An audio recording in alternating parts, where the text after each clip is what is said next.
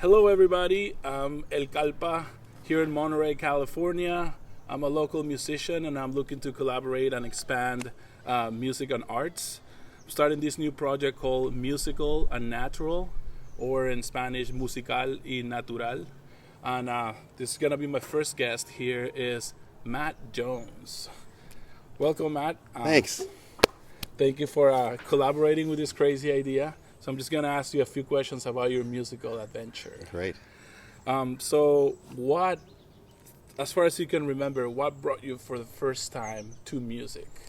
Well, I've always loved music my whole life, and when I was young as a kid and my parents would tell me to go to bed, I'd turn the radio on really low so only I could hear it and listen for like an hour to music, and music always had beauty and mystery to me, and I've always been attracted to it. And my life went in a different path professionally, Okay. but I've never lost that love. And so I think we're at a great time for music. There's so much, there's so many more, I think, opportunities and technology and the ability to make great music.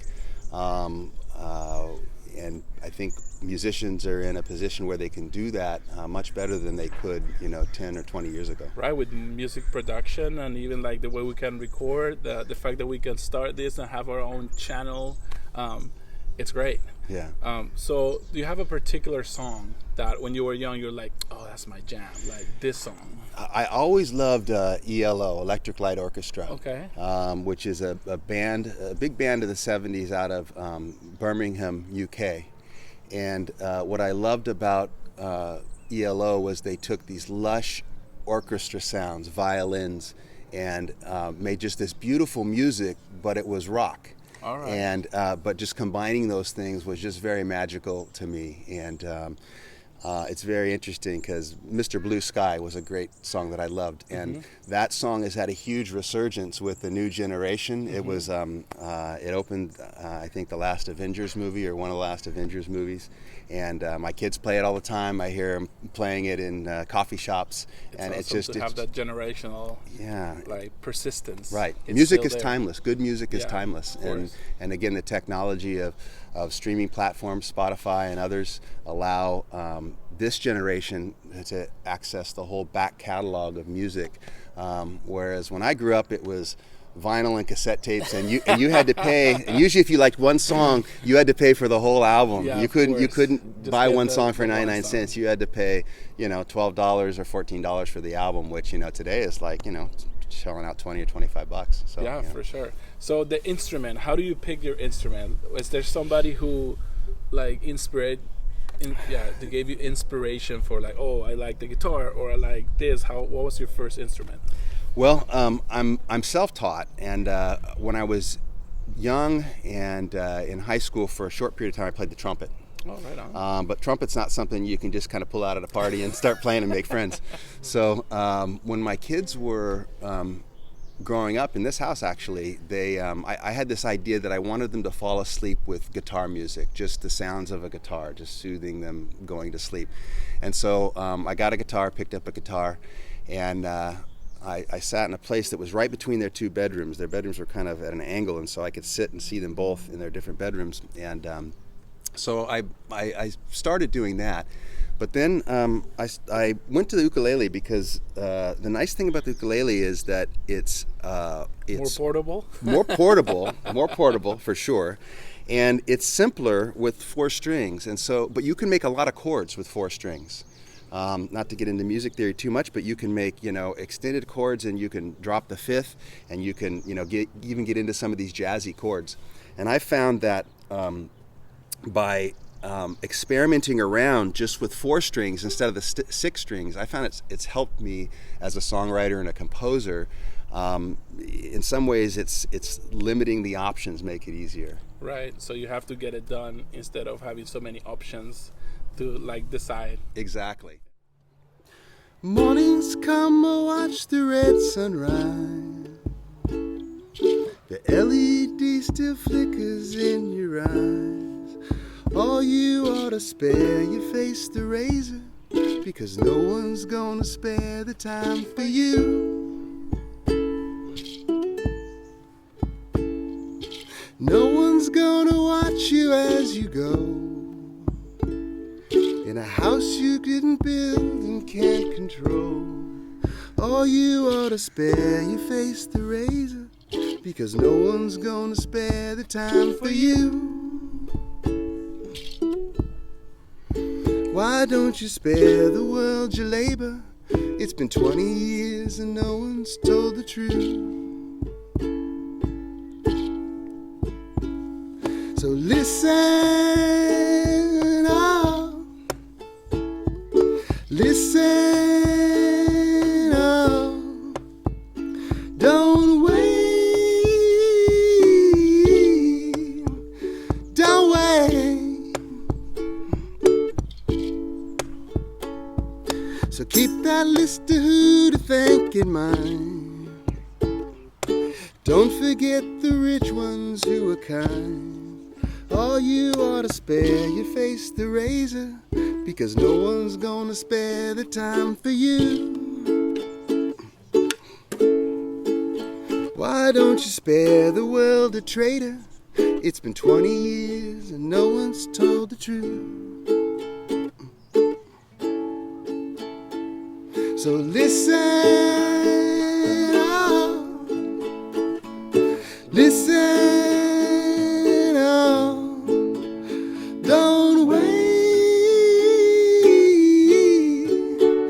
don't wait. Again. So listen up, listen up. Don't wait, don't wait.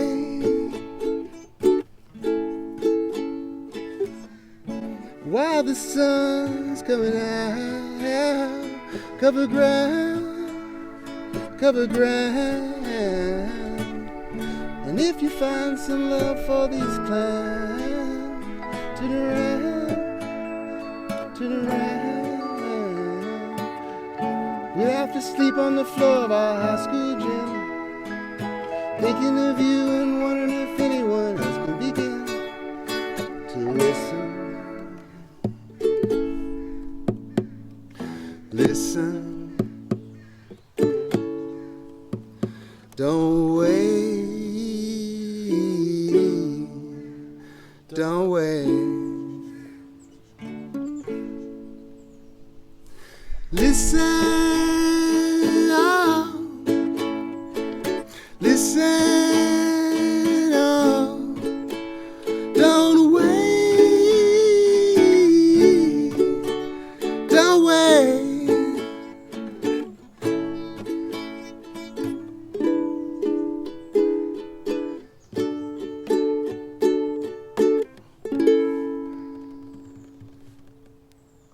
Right on, Matt. That was dope. I messed up a few chords. That's all right. I'm sorry. That's all right. And then I messed up on picking up the guitar, but I think we it can was- do it one more time. Yeah, I thought it was pretty good. Yeah, I think so we too. got all our little Yeah. things. Next, we're back. Yeah, we're back. Welcome to Musical and Natural by El Kallpa. I'm interviewing here Matt Jones and his beautiful backyard. So I was going to ask you, how is the songwriting process for you? Because I'm a musician as well, and I use very different variations of how to write a song purposely, because I think the sound is influenced by how you start writing stuff. So sometimes I start just with lyrics, sometimes I start with the music, endless combinations. How do you start your music writing Yeah, process? that's a great question, and I think it depends on the situation. You know, sometimes, again, going back to ELO, I loved the chord progressions that I would hear in the orchestra, and so we all have a default, I think, that we fall back into, and I love coming up with chord progressions that sound neat to me and go on a little journey, and then I tend to go back and try to fill in lyrics or bring in some melody around the chord structure to start. I know other songwriters, they hear a melody in their head and they'll go with that, and then they'll fill in the chords underneath, and there's no right or wrong.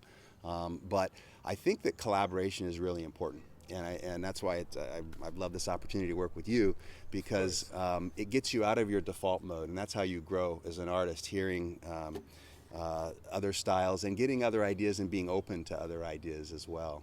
Definitely. And so I think it's a process of kind of back and forth. So you try things, and I think, there's a saying in filmmaking and writing that you have to kill your darlings. Yeah. Which means you may editing. have something that's close to your heart and you love it and it's Yeah. your pet thing, but you might have to kill it for the sake of the song or the movie or the book. To move on, to Yeah. be finished. If Yeah. you like get caught in the perfect detail. I remember back in the day when I started writing poetry, I'll be like, I already wrote this poem, it's done.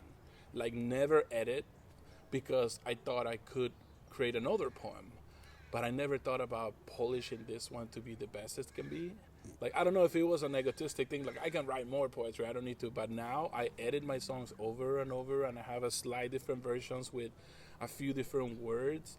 So I like that part of it too, like polishing something that, you put your thinking in it. Yes. Like, so maybe sometimes the song started super easy, 2 chords, but the more you play it, the more you can play with it. Absolutely. And they have different versions, and editing and getting input from other people.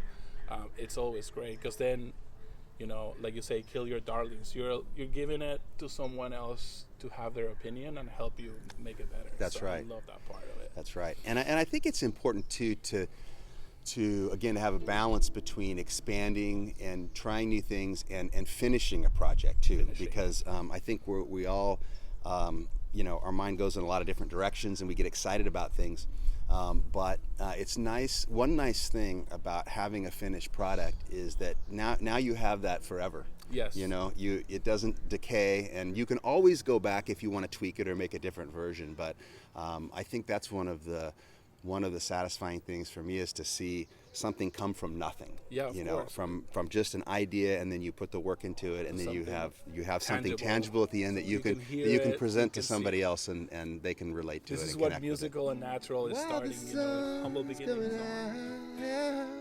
Cover ground, and if you find some love for these clowns, turn around. We'll have to sleep on the floor of our high school gym, thinking of you